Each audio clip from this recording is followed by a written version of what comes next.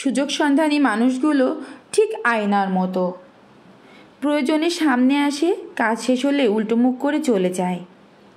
কেন এত অহংকার আমাদের?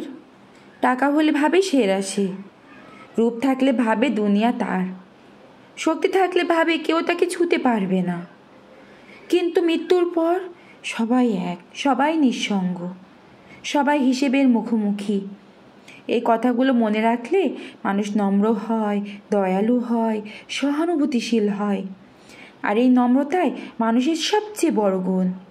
কিছু বিপদ মানুষকে ঘুরে দাঁড়ানোর রাস্তা খুলে দেয় এবং মুখের আড়ালে মুখোশগুলোকে চিনতে সাহায্য করে। ঠকার চেয়ে ঠকে যাওয়া ভালো। অন্তত দীর্ঘশ্বাস ফেললেও কখনো কারো অভিশাপ বয়ে বেড়াতে হয় না।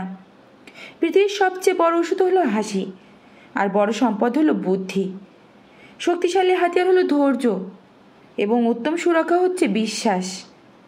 অনুভূতিগুলো কাউকে শোনানোর চেয়ে নিজের ভিতরে গিলে ফেলা ভালো। কেউ তোমার বদনাম করলে মন খারাপ করো না, কেননা এই ছোট কাজ ছোট লোকেরাই করে। মন থেকে উঠে গেলে যত ভালো সম্পর্কই হোক, আগের মতো আর টান থাকে না। পৃথিবীতে সবচেয়ে বড় সত্যি হলো, আপনি কারো মনে কষ্ট দিলে সেই কষ্ট একদিন ঘুরে ফিরে আপনার কাছেই আসবে।